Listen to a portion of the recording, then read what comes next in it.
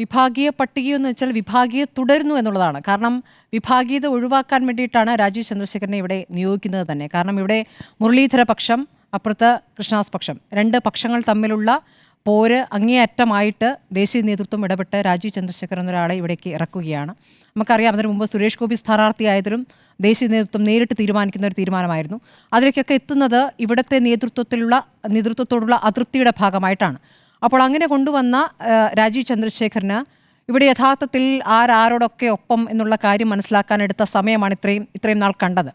അപ്പോൾ അങ്ങനെ അദ്ദേഹം ജില്ലകൾ തോറും സഞ്ചരിച്ചെന്ന് തോന്നുന്നു. അങ്ങനെ ജില്ലകൾ തോറും സഞ്ചരിച്ച് അദ്ദേഹം നീങ്ങുന്നതിനിടയിൽ കൃഷ്ണദാസ് പക്ഷം അദ്ദേഹത്തോട് അടുക്കുകയും അവർ ഒന്നിച്ച് ലയിക്കുകയും ചെയ്തിരിക്കുന്നു. അപ്പോൾ ഒരു പക്ഷം ഇവിടെയുണ്ട് ഇപ്പോഴും, മറ്റേ പക്ഷം പൂർണ്ണമായും വെട്ടിനിരത്തപ്പെട്ടു. അപ്പോൾ ഒരു വിഭാഗീയത തുടരുകയാണ്. ആ വിഭാഗീയത തുടരുമ്പോൾ മറ്റേ പക്ഷത്തെ പൂർണ്ണമായും ഇല്ലാതാക്കി എന്നുള്ളതാണ്. ഇതിൽ ഒരു കൗതുകരമായ കാര്യം, ഇതിൽ സ്ത്രീ പ്രാതിനിധ്യം കുറഞ്ഞു എന്നുള്ളതാണ്. നാരീശക്തി, അത് ദേശീയ നേതൃത്വത്തിൽ തന്നെ BJP പറഞ്ഞുകൊണ്ടിരിക്കുന്ന കാര്യമാണ്. സുരേന്ദ്രൻ വന്നപ്പോൾ കുറേ സ്ത്രീകൾക്ക് പ്രാതിനിധ്യം കൊടുത്തിരുന്നു. പ്രധാനപ്പെട്ട നമുക്ക് ചർച്ചകളിൽ തന്നെ സിന്ധുമോളെ പോലുള്ള ആളുകളൊക്കെ വന്നിരുന്നു, മുതിർന്ന സ്ത്രീകളൊക്കെ ഉണ്ടായിരുന്നു. അപ്പോൾ അവരെയൊക്കെ അങ്ങ് വെട്ടി നിരത്തിയിട്ടുണ്ട്. അപ്പോൾ പുതുതായി വന്നതിൽ സ്ത്രീ പ്രാതിനിധ്യം വളരെ കുറവാണ്. 30-ൽ 4 എന്ന രൂപത്തിലേക്കാണ് അത് കുറഞ്ഞിരിക്കുന്നത് എന്നുള്ളതാണ്.